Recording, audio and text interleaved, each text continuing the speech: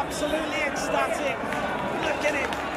A huge win for Sonny Colbrelli. Hannah, what a win. He collapses into the centre of the track. His 18th monument he's ridden in his career.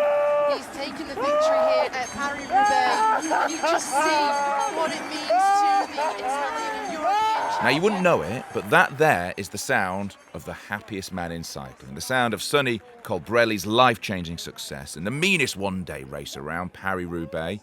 And never was it meaner or more brutal, there you go, the klaxon for using the word brutal, than last weekend when both the women's and the men's peloton battled through mud and the wind and the rain to conquer the cobbles. Yes, it really was hell.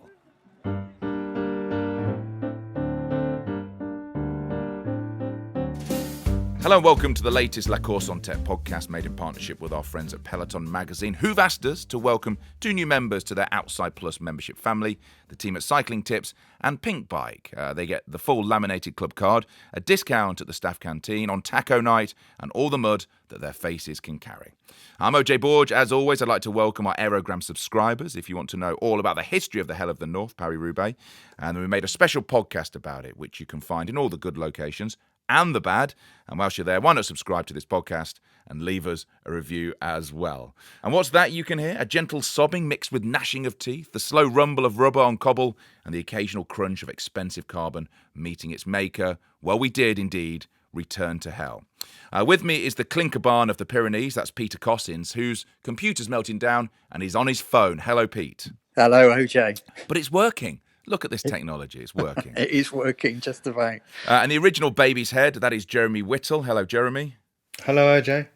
And I couldn't think of another Pave reference, so I'll just say that we'll hear from Sophie Smith later on in the show. So then, Jeremy, where will history rank the 2021 Paris-Roubaix weekend, do you think? As momentous and historic, I would suggest, because I think the combination, almost the kind of counterpoint between an epic women's race, an inaugural women's Paris-Roubaix on the Saturday, and then the kind of ultra hardcore traditional men's race, complete with, mud, crashes, huge puddles, everything you want out of a Paris-Roubaix on Sunday. It was just a fantastic feast of cobbled racing, and it was worth. We've had to wait a long time for Paris-Roubaix to come back because of COVID, and it was worth the wait. How much was it missed, do you think, from the calendar, Pete? I think enormously. I mean, I think Jeremy said at the last time he chatted that he didn't actually realise how much he'd missed it until it kind of came round again. And it was funny. I mean, we started off on the Saturday with this fantastic women's race that Lizzie Deignan won with this great solo break, and then woke up on Sunday morning and I saw some of the pictures and just thought it's not going to happen. They can't race through this. It's ridiculous. I mean, it was like swamp-like conditions, like they were riding through a mangrove swamp or something in some places. But Christian Prudhomme just said at the start, the race organizer, well, if people don't like it, they don't have to start. This is what legends are made of. And then off they went. And legends were indeed made. Have they ever called it off for the weather? I don't think Paris-Roubaix would fit into any criteria for the extreme weather protocol, which is the protocol they now have, like if it's too hot, too cold, too wet, too whatever. Because the whole point of it is the extremeness of it, the brutality, klaxon insert, please, of the race is what makes it so appealing. So it's they can't cry off because it's raining, No, I mean, it's exactly that. It's always been that. So Pete, when you look at it thinking, oh, it's a bit too wet for that, surely in the back of your mind there was a little part of you going, yeah, but bring it on. Of course there was, yeah, because that's what we've all been waiting to see, isn't it? For whatever it was, 19 years or whatever since the last wet Roubaix. I mean, and we got 2 in the same weekend. I mean, both extraordinary races in their own way, quite different races, but both just obviously the weather played a crucial part in both of them. Yeah, it surprises me. It's been 19 years. It's been 19 years since the last wet Roubaix, because I remember William Fotheringham. Actually, do you know what? I don't remember it properly. I can't remember whether William Fotheringham, who's written all about Paris-Roubaix and all sorts of things about it, did he want, Jeremy, a wet Roubaix or a dry Roubaix? What does he pray for every year? I think he prays Prays for a wet one, doesn't he? Does he pray for a wet one? Okay. Yes, but then the thing about it is that even it's got many different facets and characteristics, that race, and it's actually on paper it's quite a boring race apart from the cobbles, because the terrain isn't that interesting. It's through one of the most uninspiring parts of France, but at the same time that's the whole point as well. The kind of the sheer grimness out of which you try and sculpt this beautiful race. It is the contrast between the blighted landscape and then this kind of fantastically emotional ending, which we saw in both the women's and the men's races, is almost cathartic moments. That's the beauty of it. Well, it was a weekend of numbers. We've spoken about that already. First Roubaix in 2.5 years, 19 years since the last one, 22 years since the last Italian winner. Who was the last Italian winner, Pete? Andrea Tafi. There you go. First ever women's running of it. So let's start with the women's race.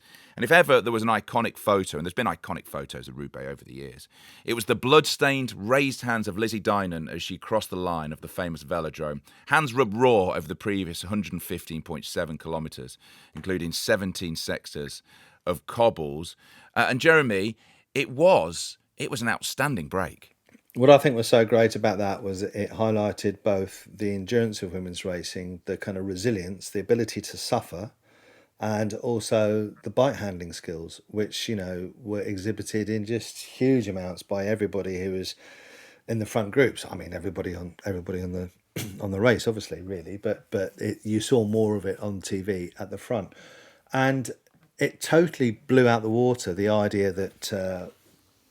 The kind of old school idea that women's racing, that it's not well suited to events like that, and they dealt with it brilliantly. I know there were riders who had crashed and who were injured, just as they were in the men's race, because the cobbles in those conditions are so treacherous. But you saw that the riders that shone, they had fantastic skills, fantastic ability, and I think it was a brilliant showcase for women's cycling. It was exactly that, because Pete, 80 Ks is not the longest of breaks when it comes to Paris-Roubaix. I think, what did you say, Jeremy? There was one that was 200 odd kilometres a break. Yeah, I think De Mol, I think it was, when he won, the break was 222 kilometres, I think it was. Oh, it's ridiculous. But 80 Ks is long. The only frustrating thing, Pete, was the fact that they missed the break with TV coverage, because the TV coverage didn't start at the start. I know it was quite bizarre. I mean, I watched it on delay because I was actually at another bike race that day, watching an under-23 race that happens in the Pyrenees nearby. Came back and my phone was pinging like mad. I didn't look at it because I wanted to see what.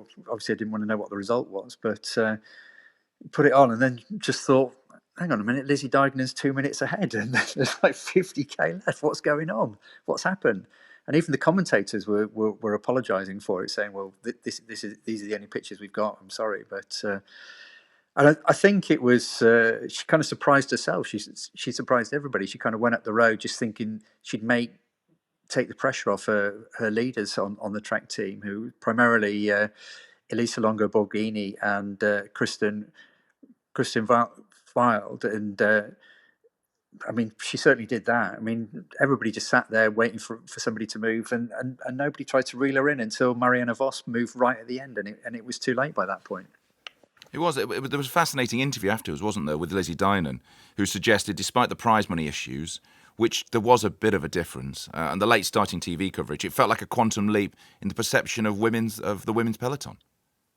But she said she felt extremely proud, and I think you could see from her reaction that she realised the significance of the moment, and it did feel like a real Rubicon moment. That the landscape had shifted, because I think ASO a few years ago, ASO were kind of quite disparaging about women's cycling, and I think the thought of them staging a full blown Paris-Roubaix, okay, slightly shorter, the day before the men's, I think that would have been kind of like scoffed at and laughed off. But I think they did, and it worked brilliantly, and it was a perfect preamble to the race on Sunday as well.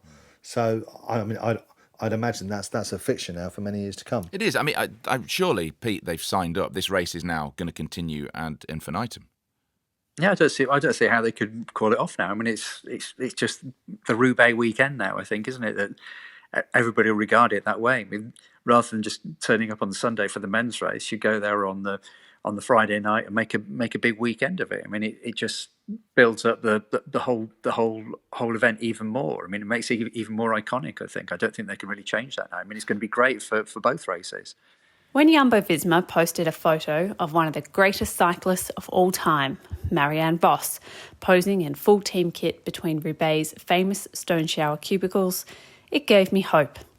In a time when women's rights from Afghanistan to America are being abused, the image was an especially uplifting and empowering one. A feeling of history, Vos's Jumbo-Visma team wrote in the photo caption. Paris-Roubaix has the same significance for riders as the Tour de France. They'll push even when their hands turn bloody just to finish, or, in Lizzie Deignan case, win. The jarring cobbles they cover through the fields, haunted by the ghosts of war, make it unlike any other event on the calendar. And that all played in to Deignan's tenacious win, which was also a coup for the race and garnered millions of TV viewers. The first edition of the Women's Paris-Roubaix was more than a one-day competition, much more. It was a show of equality that the prize money next year should demonstrate. Women are warriors too. Sophie Smith, who's in Australia, locked down again. When are they holding it next year? Is it back to April? It's actually been delayed next year by 1 week because it's the French presidential election on April the 10th when it's supposed to happen. So it's on April the 17th or April the 16th and 17th it'll be. What do you think then, Pete? Would you keep it in its usual April spot, April 10th, 17th, whatever it is, early April, spring race, spring classic? Or what about keeping it in October? I don't know. I mean, it's an interesting one, isn't it? Because I guess people will watch it and think it rained and maybe we get more rain in October. And yeah, that's possible. But I mean, the kind of other issues to take into account. I mean, one of the things that was noticeable about racing it so late in the year was there was a lot of greenery on the cobbles that had to be cleared away because obviously it's had the whole summer to grow, and that made it more difficult. And when they come to it in April, they don't have that problem because it's just coming out of winter. So the kind of issues in kind of tending to the cobbles that, I mean, it's all done by volunteers, and you're kind of piling more work on those people. So practical considerations. I mean, it just slots in with the Northern Classics as well, with Flanders, with Amstel Gold. But the thing is, I was listening to another podcast. I know, how dare I, of a certain former American pro who may have won or not won, depending on your view of history, the Tour de France. And he was saying that he never raced it. It was one of the races he never did, not because it was too tough, not because it was too brutal, not because of the cobbles, but, well, I guess it was because of the cobbles. But he said it was the worry of injuring yourself ahead of the Tour de France. You put something in April, you come off and bash yourself up, then your tour is in a lot of ways over because you can't train for it. Maybe you'll be back on the bike, but you'll not be right. Do you think having it in October would mean a lot of riders, end of the season, almost that Vuelta vibe, which is, I've got nothing else to lose, and it would make it a better race? I think that's actually a really good point, OJ, that you might see more of a take up. I don't think that means that necessarily means that you're going to see kind of Tadej Pogačar or Primož Roglič or Egan Bernal riding the Pavé, but it's actually a really good point that maybe because it is such a prestigious race and because it's so awful, because it's so brutal, that is one of the reasons. You can imagine that perhaps more riders would, especially riders who've had a disappointing season, would really be motivated. I mean, I think one of the other issues, I mean, I'm obviously talking about Armstrong there, and one of the other issues there is that, I mean, he did ride Flanders occasionally, but he was never really a contender at those races. So it wasn't like, I mean, he could have targeted them if he wanted. I mean, he's looking at it with hindsight and trying to make something that wasn't there in the first place. So. Well, let's talk about the men's race then. 259 kilometres, 30 sections of Pavé covering 55 kilometres. Race was won by an Italian, but it was a different Italian who looked odds on at winning for a long time. What were your thoughts then, Jeremy, because you've already touched on it, when Gianni Moscon was powering away and holding that gap? Just kind of, no, really, because obviously everybody's aware of Gianni Moscon's history, which is checkered at best. Well, let's do his history for people who don't know his history. Okay, because so he has been met by a wall of whoever was watching the race. Yeah, so Gianni Moscon admitted racially abusing another rider about 5 years ago during the Tour of Romandy. He then, at one of the classics a couple of years ago, I think it was, he threw his bike at another rider after having a crash. And in the World Championships, I think, how many years ago was that? 3 or 4 years ago, he was disqualified for taking pace from a team car, and he was also thrown off the Tour de France in about 2008, 2017, 2018 for punching a French rider. So he's got quite a rap sheet, has Jenny, and I think most people, and he's not particularly popular in the peloton either. Most people regard him as a bit of a bad boy and slightly unwholesome. So whilst I think, you could see his athletic performance on the cobbles was pretty spectacular, at the same time you're thinking, it's partly the pain of knowing that people are going to react really negatively about any success he achieves as well. But no, he's not the most well received rider. Yeah, I'd agree with Jeremy. I'm watching Moscon. The thing that was going through my mind was, at one point, I don't know, 40 k's out, it looked like he had the race won. They weren't closing him down at all. He looked like the strongest rider on the route, and then he had this puncture where they had to swap his bike. He gave him this kind of pristine new Pinarello bike, and suddenly he just seemed to fall apart. Whether it was, there was talk about his tyres being different, about the pressure being different in his tyres, were they using some kind of prototype tyres? The team said no, it was the same tyres, same pressure. Something just went in his head, basically. I don't know, sometimes riders get on a spare bike and it doesn't feel the same as a normal bike does. You often hear them say that. It just feels slightly different. You're not as comfortable on it. He kind of lost all the agility that he'd had, didn't he? It's like it ebbed out of him, or like he just lost in a split second from the bike change, and then he crashed quite soon after that. He just looked like he lost his confidence completely. I think he'd been in the zone for such a long period, and then the spell was broken, and then after that he was kind of bouncing around all over the place. He was going sideways as much as he was forward, whereas before it was just like he was cutting through the mud and the crap and just really on a mission. And after that, he wasn't. It's worth pointing out how difficult the conditions were to ride. I read a few comments afterwards, but they were having to ride the centre of the pave, right down the middle, and apparently if you went off just a little bit to the left or the right, and then your back wheel went out and you were in a chance of crashing. So realistically, anybody who made it to the end had a supreme day.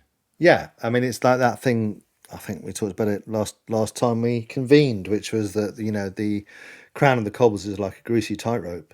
You're riding on that the whole time, hoping that you can follow that line, that best possible line.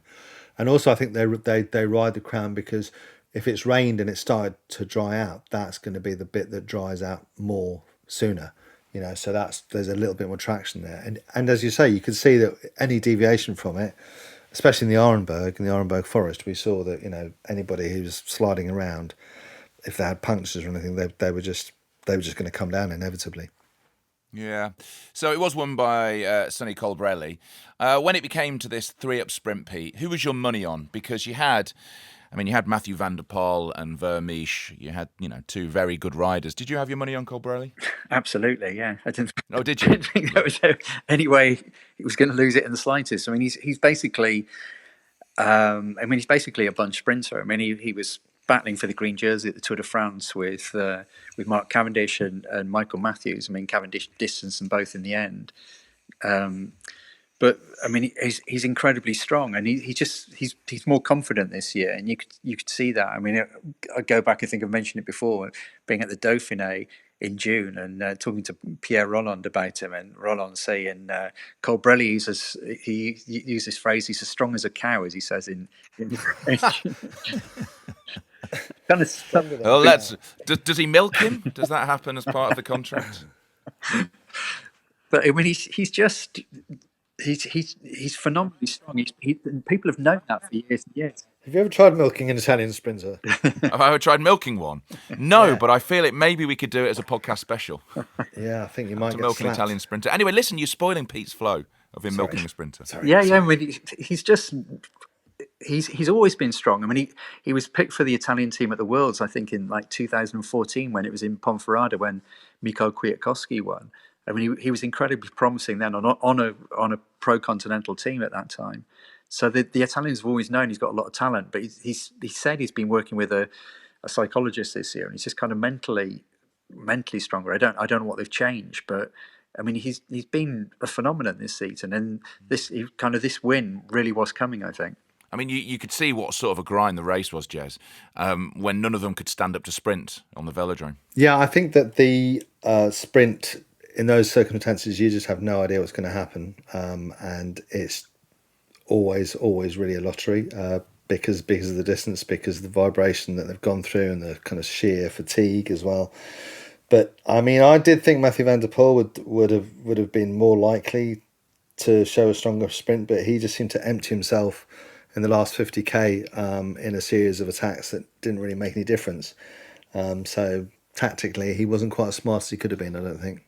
Yeah, he did seem. It was the same as Van Aert, who also had a bit of a disappointing race again after the World Championships last week. They do seem to know that they're the strongest rider in the peloton, and they feel like they have to do all the work. Is that because they're trying to walk the walk, Pete, or is it just the fact that they have to because they want to ride against them? I think there's an element of the fact that people won't ride with them because they know they're probably going to get beaten by them if they do kind of start collaborating with them. But I think with Van der Poel, maybe with Van Aert as well, is when you perhaps it comes from cyclocross in some way that you just ride flat out basically. I mean, tactics come into it to a certain extent, obviously, but I mean it's basically a full on effort for an hour. And you can kind of see that Van der Poel's kind of taken that strategy, that approach, and just applied it to road racing, and applied it to not to a whole of a 6-hour race, but I mean he was going flat out for the last 2 hours, certainly full on, and he was just spent. He said 30 kilometres from the finish, and I think he was pretty surprised that he was still in the group at the finish to contest the sprint. I mean, he was lying on the floor as well, but he wasn't shouting as much as Sonny was he, Pete? Jeremy? No, but then has anybody ever shouted as much as Sonny Colbrelli was? Can you think of any better celebrations in cycling? Well, people were talking about Marco Tardelli, weren't they, in terms of Italian celebrations? That was in football, that was in the World Cup. In cycling, I don't know, I guess not really. I mean, it was so histrionic and so kind of... I mean, you did think he'd just had some really terrible news. Really bad news. The thing is, I think you're being super grouchy about this. I think he's just ridden 260 kilometres in the worst weather possible. He has bested the hell of the north. Give the man 15 seconds of screaming. It wasn't 15 seconds though, was it? Well, no, it was longer. But you know what I mean. We've only got 15 seconds. It was great. I mean, I thought I was laughing my socks off, if I'm honest, because I just thought it was really funny. This is something that was pointed out by you, Jeremy. Obviously, everyone in the women's race was a debutante, but the 6 riders on the podium in the men's race were debutantes as well. First time they'd ridden Paris-Roubaix. Do you think this is the brave new cycling world where kids can do anything, or is it just one of those things exacerbated by the layoff? It's the 6 riders on both podiums, wasn't it? So it was the 3. Well, yes, but of course it's going to be the women's because no one's ever ridden the women's before. Yeah. But it was a 3 on the men's podium with debutantes as well. But I think that also showed that. I think kind of a bit maybe that, this kind of handed down mythology that, you have to have done it 16 times before you can get on the podium, and you have to know exactly where the puddles are at Mons-en-Pavel and all this kind of stuff. It's true to a certain amount, but to a certain extent, but there's also, I guess, a degree of aptitude for the cobbles in the same way that there's a degree of aptitude for mountain climbs, and some riders are just better at it. They just relish it more. It's better suited to their body shape and their strength and everything. I mean, I think one thing I thought that was really telling was that Mathieu van der Poel's lack of knowledge really showed. I mean, I've already spoken about him doing turns and kind of accelerations that didn't seem to really get him anywhere, and maybe he'll have learned a lot, I'd have thought, from that experience, because he could have won the race and he came very close to it, but maybe it was part of his learning curve. Lots of disappointments. Wout van Aert, Peter Sagan, Philippe Gilbert, Van Avermaet, Nicky Terpstra, pretty much all of the Koenig Quick-Step team as well didn't really do anything. And as ever, there was some fallout, not least with Luke Rowe, whose anger issues surfaced once more as he got a bit sweary with a few fans. I'm going to try and say it as politely as I can. Go f*** yourself. Cheers. Pete, is that anger issues or legitimately defending himself? I mean, he had a flat tyre. Flat tyre or not, I'd have stacked it on every sector of cobble had I even got that far as the cobbles. I probably would have stacked it on the roundact heading towards them. Yeah, so, it kind of passed me by. I saw the incident when it happened, and it was a bit odd. I think he went. He certainly stopped, and then he tried to get going again, and basically took Mads Pedersen out in the process. I mean, completely, it wasn't intentional. And then whether somebody said something at the side, I don't know what went on. But I mean, I like Luke Rowe. I think I enjoy speaking to him. I think he's. I mean, he doesn't really speak to the press much more anyway because he's had so many run-ins. But I've always found him quite an honest and an engaging talker. But he does have these moments where he just completely loses it. And we saw it a few years ago on the tour when somebody was brandishing a banner outside the team sky. I love that. And he dashed out and tore it up and threw it on the ground. Then denied he'd done it. It was hilarious. It was hilarious because he came out, and I think the it was an old French bloke with a banner that said "Go Home Sky," and I think it was just after Chris Froome had his salbutamol issues. So the pressure, the resentments towards the team were kind of growing. So Luke Rowe comes out, strides across, grabs it out of the guy's hand and stuffs it in the bin. And we all saw it happen. We were all at the bus, all the journalists and photographers were there and everything. Then 5 minutes, strides back in the bus. 5 minutes later, he comes out and has a chat with us and we're saying, so what was all that with the banner again? What do you mean? The banner you threw in the bin. You go, what banner? And we go, Luke, the banner you grabbed and chucked in the bin. Go, no, it wasn't me, mate. No, it wasn't me. And then anyway, so then he went back in the bus, realising, of course, that we'd all seen it. And then we collared him again at the finish. And he said, oh, yeah, it was recycling, wasn't it? Because pass on plastic. It's brilliant. I just thought, and he's so funny because he does these things. He's lost. Obviously he got kicked off the tour for having that fight with Tony Martin as well. So he's had a few moments. And he doesn't kind of rein himself in as well. And he was kind of effing at people on Instagram, I think it was, about them having a go at him over Mads Pedersen. And I think there's many Danish fans as well. But I just think it's still really funny that he gets so exercised about it because it's just. But that yeah. But at the same time, isn't that what we want? Don't we want our riders to be unfiltered? Yes, it is. It is. It absolutely. You're absolutely right. I think it's kind of entertaining. I don't agree with him doing it. It's more entertaining than always being Mr. Nice Guy when underneath you're really simmering with rage about stuff. I think it's quite good to get out of there. Yeah. What would you say if he ripped up your banner, Pete? I probably, having seen what he did to that fan the other day, I wouldn't say anything at all, I don't think. Just like, fine, mate, as long as it makes you happy. And also, isn't that what you want? Jeremy was just talking there about having a fight with Tony Martin. Isn't that what you want of your road captain? Don't you want somebody who is tough, who's going to look after the younger riders, who's going to make sure things are right? You want that, don't you? You want that midfield general in your team. Well, I think you want somebody who you think you've got faith in. And I think that's certainly the Ineos riders certainly have that in Rowe. I mean, they know that. I mean, he's just been tremendous for them in so many races, especially when you kind of get onto cobble sections or in echelons or something like that. They're just like all immediately latch onto his wheel because they know he's going to get them into the right place and it's going to be a good wheel to be on. And I've just remembered he had a bust up with the commissaires, didn't he, during the tour this year as well? Do you remember when Geraint Thomas crashed? And they wouldn't let. What was he trying to do? He was trying to get a feed, or was he trying to pace him back, or something? And he told the commissaires where to go as well, and then got a fine for that too. It's brilliant. He is Mr. Angry. Come on, he is. Well, I don't know if he's Mr. Angry. He's just Mr. Real. Mr. Real. In a world of media-trained personalities, that's what you want, someone being real. We've got some other big news from this week, and that is the death of Bernard Tapie. Now, I didn't know who this was until Jeremy pointed it out. A legend in France and a hugely influential figure in cycling. You sent me a link to learn all about him, Jeremy, and the first thing that came up was that he was so poor they couldn't afford a dog, so he made friends to a fox in the forest for 5 years. Now, and I think as I recounted that story to you, yes, Fox News, hot Fox News. As I recounted that story of La Renard to you, you said that was a lot of Bernard Tapie. Is it true? Was it a real story, or was the man a myth? I don't know really, because there's quite a lot of kind of urban legends about him, which you kind of get told these stories by people and think, oh, that's really amazing. You think, has that been embellished a bit, or in the retelling, multiple times? But I mean, the main thing about him is that he was everything from an actor, a singer, a politician, an entrepreneur, a convict. He went to prison for a time.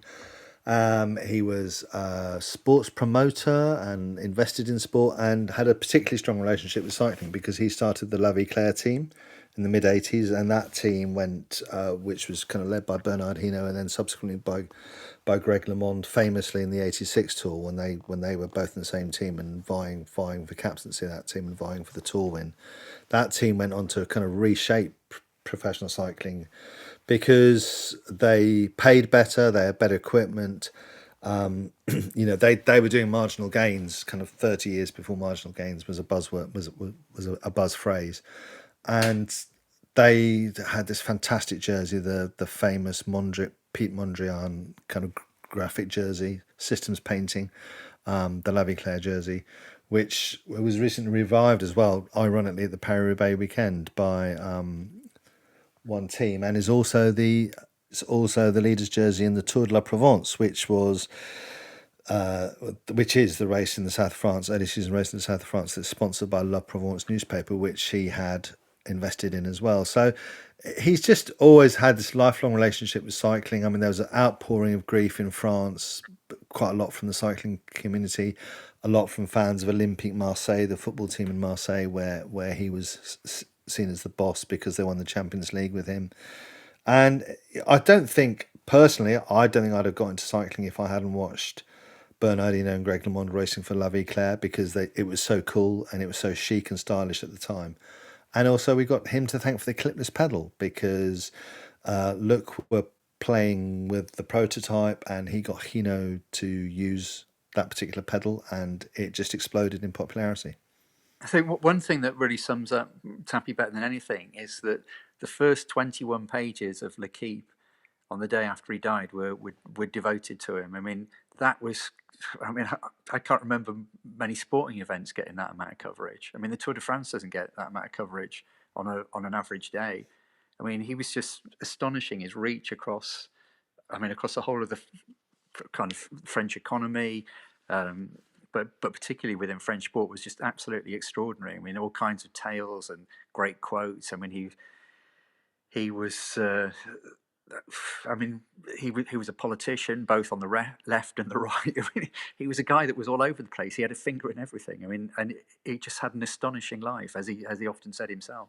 Was the archetypal French rogue almost a stereotype? He was kind of like he was almost like a French. He was like a French Silvio Berlusconi. I mean, he was like a French Terry Venables. La Bunga Bunga. La Bunga Bunga man. Yeah.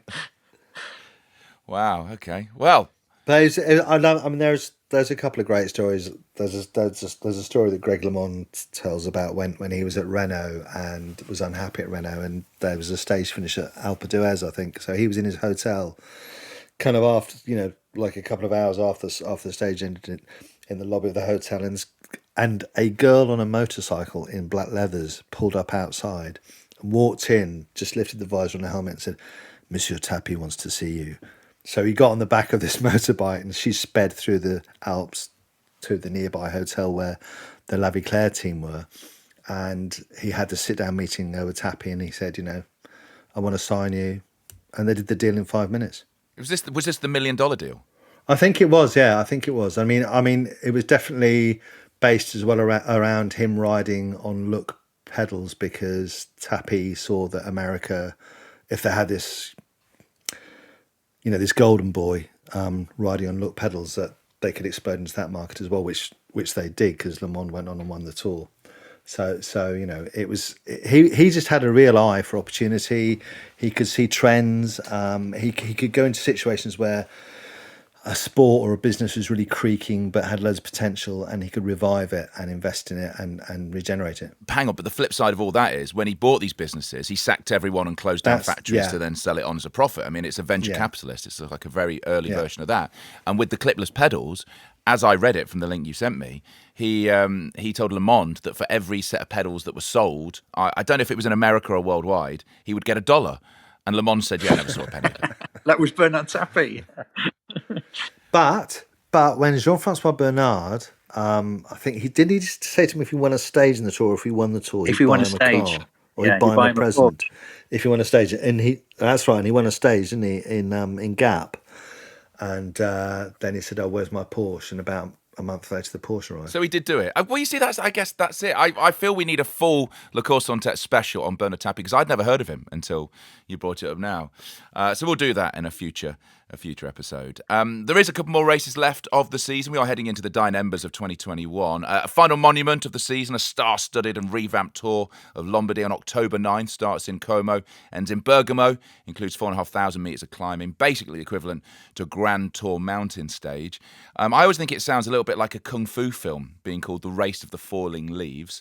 It is prized, it's evocative. Why is that, Pete? It's for me, it's the most beautiful of the monuments, the five big classics. It's the setting around Lake Como is just absolutely stunning. It's got iconic climbs on it. The Ghisallo is the most famous of them, and it just brings the curtain down in such a beautiful way on the season. Right, that's traditionally what it's done, and it's really it's been through some bad times, but it's kind of really been revived in the last decade or so, and it's become a really prized race again. Well, we've got a star-studded lineup: Alaphilippe, Pogacar, Roglic, Chris Froome, Nibali, Pinot, Theo Geoghegan-Hart's there, Adam Yates, Evenepoel as well. Lots of people there. Who's winning it, Jez? I don't know. I mean, my heart with this race always is I want to see Vincenzo Nibali do well, which I kind of say almost every podcast we talk about Italian racing. But he won this great stage in the Tour of Sicily last weekend, and he won it overall as well. So he's really finding form as the season ends. It's a bit late for some of the other races that he was in, but so maybe, and he's a past winner and he's a huge Italian favourite. So I thought there's a lot of momentum with him. Alaphilippe has made it a target as well. Evenepoel has won again this week. So there's quite a few big contenders, and also I'd argue that the Yates twins really need to do something spectacular this season because it feels like it's been a bit of a disappointment for them. They've bubbled, haven't they, but not really come to the boil all season, I feel, with them. And then also there is Paris Tours, which now has the inclusion of gravel roads. I'm not sure if this is a hipster move or not. They've taken their socks off. Is it still anything anybody cares about, Pete, Paris Tour? It's kind of, I mean, they're trying to, it lost its way. It was known, well, for the best part of 100 years as a Sprinters Classic, and it tended to be quite a predictable, boring race. I suppose that's why it lost its way, and they've tried to spice it up by introducing these sections of gravel road through vineyards. I'm into that. Absolutely into that. Yeah. And you have to stop and neck a bottle of wine halfway through just to really jazz it up. I might make it more gripping, I think. But it's just I don't know. It's lost some of its status somehow. I mean, maybe that'll come back, but. Maybe the gravel roads will help, but certainly a lot of the pros have said like the gravel roads are pretty sketchy. They're not really. It's not kind of the gravel we see in Strade Bianche. It's like quite big rubble and it's quite hard to ride on. But good. I'm into this. Maybe we can turn it into a version of cycling. It's a knockout where they have to get off. They have to do some. I think the thing about it is it's a throwback, isn't it, to a bygone age where kind of there was a lot of attention paid to the quality of the rouleurs and the turn of their pedals, and the kind of the kilometres and kilometres across kind of those flatlands south west of Paris, and it's, I don't know, it feels like its time has gone to me, really. Whatever you do with Paris Tour, I don't know if it's ever going to be a race that really fires the imagination. I think the gravel might help. And that's about it. Thank you so much for listening. Thank you to Jeremy Whittle, Mr. Baby's Head himself. Thank you, Jeremy. Cheers. And thank you very much, not just to Pete Cossins, but to his phone who got us through this. Thank you very much, Pete's phone. Yeah, it's bailed me out. Thanks, OJ. Thank you to Sophie Smith as well, remotely over in lockdown Australia as well. Although the big news this week is the fact that they're going to let people fly in and out of Australia again, which will be nice. It'll be great to see Sophie again. Thank you for listening. More writing at lecourseentete.com. We'll be back next week with insight, comment and analysis from the launch of the 2022 Tour de France routes for the men's and women's tours in Paris. Until then, Jeremy will now give us his best Sonny Colbrelli impression. Go for it, Jeremy. Via,